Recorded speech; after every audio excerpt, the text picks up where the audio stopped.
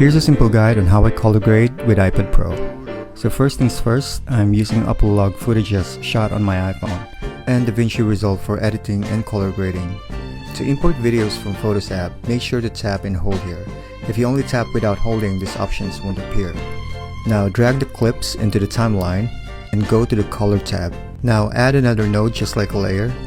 Go to LUTs. Here you can see LUTs already included by DaVinci Resolve, but I will be using my own LUT super colors. Then let's go to node 1. I usually start color grading by color correcting the white balance, temperature, contrast, and exposure. Then I start adding the look I wanted. After that, you can start rendering and exporting.